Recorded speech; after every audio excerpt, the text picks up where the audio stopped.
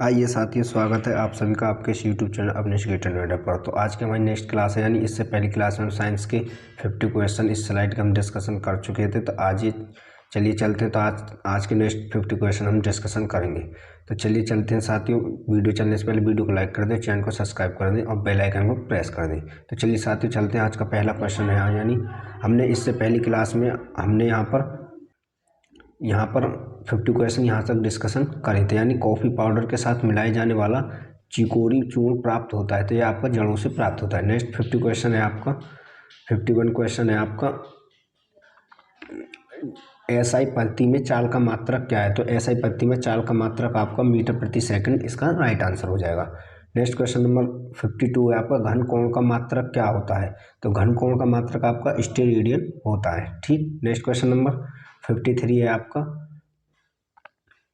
53 question है, वेग परिवर्तन की दर को क्या कहते हैं? तो वेग परिवर्तन की दर को आप त्वरण कहते हैं। नेक्स्ट क्वेश्चन है 54, पृथ्वी तल पर गुरुत्वीय त्वरण का मान कितना होता है? तो पृथ्वी तल पर गुरुत्वीय त्वरण का मान 9.8 मीटर प्रति सेकंड स्क्वायर होता है। ठीक। नेक्स्ट क्वेश्चन नंबर 55 है आपका, यदि कोई वस्तु विराम अवस्था में है तो उसका वेग होगा। तो यदि कोई वस्तु आपकी विराम अवस्था में तो उसका वेग शून्य होता है। ठीक। नेक्स्ट क्वेश्चन, यानी विराम अवस्था की स्थिति में वेग का मान शून्य होता है। नेक्स्ट क्वेश्चन नंबर 56 है आपका, किसी वस्तु द्वारा 1 सेकंड में चली गई दूरी क्या कहलाती है? तो किसी वस्तु द्वारा 1 सेकंड में चली गई दूरी आपकी चाल कहलाती है। नेक्स्ट क्वेश्चन नंबर 57 हो जाएगा आपका, न्यूटन का गति का प्रथम नियम क्या है? तो न्यूटन का गति का प्रथम नियम ही जड़त्व का नियम कहलाता है, यानी जड़त्व के नियम को न्यूटन का गति का प्रथम नियम कहते हैं, या फिर गति के प्रथम नियम को जड़त्व का नियम भी कहते हैं हम यहाँ पर।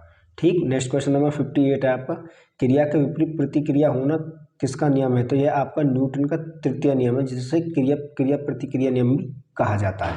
ठीक। नेक्स्ट क्वेश्चन 59 है आपका, न्यूटन के गति के नियम किस पुस्तक में प्रतिपादित किए गए हैं? तो यह आपके न्यूटन के गति के नियम प्रिंसिपिया पुस्तक में प्रतिपादित किए गए हैं। नेक्स्ट क्वेश्चन नंबर 60 आपका, गति के प्रथम नियम को अन्य किस नाम से जाना जाता है? तो गति के प्रथम नियम को गैलीलियो का नियम या फिर जड़त्व के नियम से भी जाना जाता है। ठीक।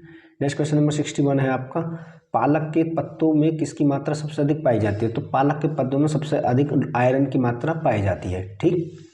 तो पालक के पत्तों में सबसे अधिक आयरन की मात्रा पाई जाती है आपकी। तो नेक्स्ट क्वेश्चन नंबर 62 है आपका, निद्रा रोग बीमारी होती है, तो यह आपके ट्रेपनोसोमा नामक एक कोषीय जीव से होती है, जो निद्रा रोग बीमारी आपकी अधिक होती है, यानी नींद का अधिक आना। ठीक। नेक्स्ट क्वेश्चन नंबर 63 है आपका, जीवाश्म वनस्पति विज्ञान में अध्ययन किया जाता है, तो वह जीवाश्मों विज्ञान कहलाती है, यानी जीवाश्म विज्ञान में जो अध्ययन किया जाता है वो जीवाश्मों का किया जाता है। नेक्स्ट क्वेश्चन 64 है आपका, डेसिबल किसे मापने के लिए प्रयोग में लाया जाता है? तो डेसिबल वातावरण में ध्वनि को मापने के लिए इसका उपयोग किया जाता है, यानी डेसिबल ध्वनि मात्रक है, यानी ध्वनि मात्रक भी डेसिबल में होता है। ठीक। नेक्स्ट क्वेश्चन नंबर 65 है आपका, प्रोटॉन की खोज किसने की? तो प्रोटॉन की खोज आपकी रदरफोर्ड ने की थी, यानी अब परमाणु के नाभिक में कौन से कण होते हैं? तो परमाणु में न्यूट्रॉन और प्रोटॉन होते हैं, तथा प्रोटॉन पर प्लस चार्ज होता है आपका, और तथा न्यूट्रॉन पर उदासीन होता है। क्या? उदासीन। तो यह उदासीन होता है आपका। ठीक। नेक्स्ट क्वेश्चन नंबर 67 है आपका, क्वार्टर घड़ियां किस सिद्धांत के अनुसार कार्य करती है? तो क्वार्टर जो घड़ियां है आपकी दाब विद्युत प्रभाव के सिद्धांत पर यह कार्य करती है। ठीक। नेक्स्ट क्वेश्चन नंबर 68 है आपका, पोलियो का वायरस शरीर में प्रवेश करता है, तो पोलियो का जो वायरस है आपका वो आपके दूषित भोजन और जल से शरीर में प्रवेश करता है। नेक्स्ट क्वेश्चन नंबर 69 है, गाड़ी खींचता हुआ घोड़ा किस बल के कारण आगे बढ़ता है? तो गाड़ी खींचता हुआ घोड़ा आपका पृथ्वी द्वारा घोड़े के पैर पर आरोपित बल के द्वारा यह आगे बढ़ता है। नेक्स्ट क्वेश्चन नंबर 70 हो जाएगा आपका, 70 क्वेश्चन हो जाएगा आपका, किस रुधिर वर्ग का व्यक्ति सर्वदाता कहलाता है? तो यह O माइनस जो रुधिर वर्ग होता है वह सर्वदाता कहला जाता है, O वर्ग के दाता सर्वदाता कहता है, तथा AB क्या होता है? सर्वग्राही होता है आपका। ठीक। यानी AB ग्रुप पूछे तो ये क्या होता है आपका? सर्वग्राही। ठीक। तो नेक्स्ट क्वेश्चन है आपका 71 क्वेश्चन है आपका, 71 क्वेश्चन है, दूध की शुद्धता की जांच किस यंत्र द्वारा की जाती है? दूध की शुद्धता की जांच आपके लैक्टोमीटर द्वारा की जाती है। ठीक, नेक्स्ट क्वेश्चन नंबर 72 है आपका, वायुमंडल दाब किस यंत्र से मापा जाता है? तो वायुमंडल दाब आपका बैरोमीटर द्वारा मापा जाता है। ठीक, नेक्स्ट क्वेश्चन नंबर 73 है आपका, 73 क्वेश्चन है आपका, यदि अचानक बैरोमीटर का पाठन गिर जाता है तो क्या संकेत देता है? यदि आपका बैरोमीटर का पाठन गिर जाता है तो वह आपके वातावरण में आंधी आने की संभावना का संकेत देता है। नेक्स्ट क्वेश्चन 74 है आपका, यदि बैरोमीटर का पाठ्यांक धीरे धीरे गिरता है तो उसका संकेत क्या है? तो यदि बैरोमीटर का आपका पाठ्यांक धीरे धीरे गिरता है तो वह आपको बारिश होने की संभावना होती है। नेक्स्ट क्वेश्चन नंबर 75 है आपका, समुद्र तल से नीचे जाने पर वायुमंडल दाब पर क्या प्रभाव पड़ता है? तो यह वायुमंडल दाब आपका बढ़ता है। यदि समुद्र तल से आप नीचे जाते हैं तो क्या है? वायुमंडलीय दाब आपका बढ़ता है। नेक्स्ट क्वेश्चन नंबर 76 है आपका, पारे का हिमांक कितना होता है? तो पारे का हिमांक अपना 39 डिग्री सेल्सियस होता है। ठीक, नेक्स्ट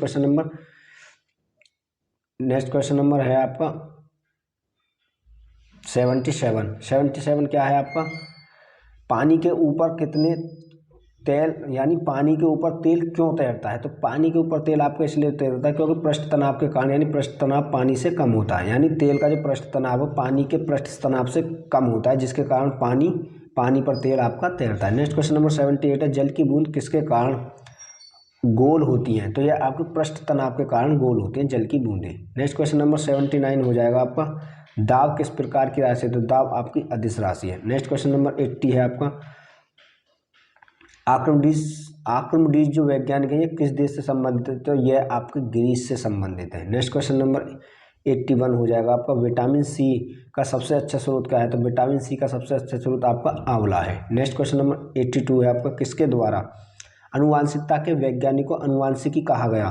तो यह वैज्ञानिक वॉटसन के द्वारा अनुवांशिकता के वैज्ञानिक को अनुवांशिकी कहा गया। नेक्स्ट क्वेश्चन नंबर 83 हो जाएगा आपका, सौर ऊर्जा किससे प्राप्त होती है? तो सौर ऊर्जा आपकी सूर्य से प्राप्त होती है। Next question